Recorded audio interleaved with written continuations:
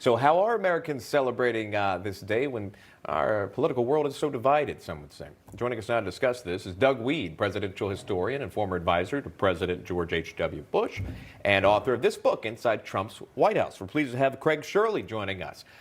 He is a Reagan biographer and a presidential historian.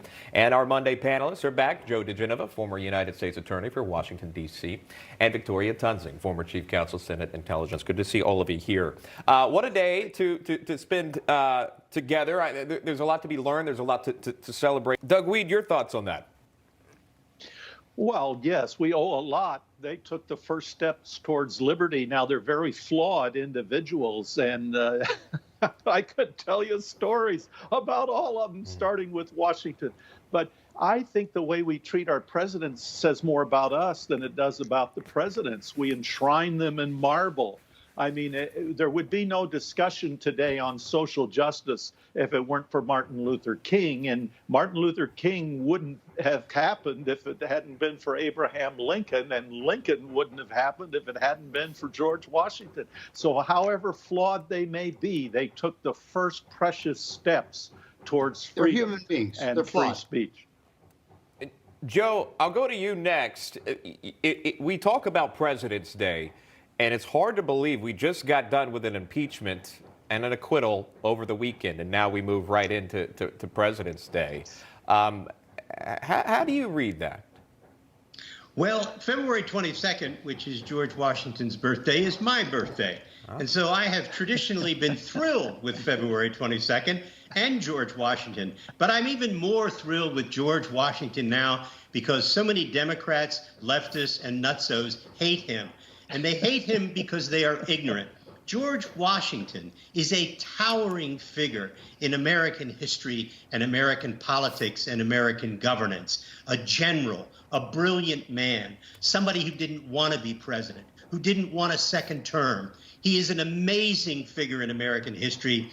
And all of us who believe in American history are going to fight like hell, if I may borrow a phrase, to keep George where he belongs, on Mount Rushmore. Victoria. I have a question. If we can have a Martin Luther King Day, which I support, of course, why can't we have a George Washington Day and an Abraham Lincoln Day? By calling it the President's Day, we've made it come in and buy the white linens. They're on sale day. And it really is a shame that we don't have some kind of special ceremony to celebrate these two great men. Hear, hear. Craig Shirley. Yeah, denigrates it. Craig, your thoughts? I agree with Victoria. And by the way, happy birthday, Joe. I'm sure you're 39 years of age. You're celebrating your 39th anniversary. Like Reagan used to say, he said, you know, when he was 60 years old, he'd say, I'm celebrating the 31st anniversary of my 39th birthday. I kind of lost my train of thought. But George Washington was unanimously chosen to preside over the Continental Congress. He was unanimously chosen as leader of the Continental Army. He was unanimously chosen as our first president, and he was unanimously chosen to be reelected as president. This is a great man, and he was regarded as the greatest man in the world. Doug Wead, how will the White House be commemorating a day like today, President's Day? Your guess is as good as mine when it comes to the Biden White House. They're having to tread very, very carefully. Everything is in question. The Soviet Union, they had a common expression. They'd say the past is unpredictable because they were constantly rewriting it. I'm afraid that's where we're headed in the United States. It's going to constantly be rewritten. And the cancel culture, there's no end. Think of this. 5 Native American Indian tribes had slaves. I mean, you're going to have to rename Virginia because it was named after the Virgin Queen, and there was slavery until 1834. So we're going to have a lot of changes with cancel culture, but I'm going to honor these presidents. And I think Ronald Reagan was one of the greatest of them all. Does that matter? I don't think that matters. They had the powerful press back then, too.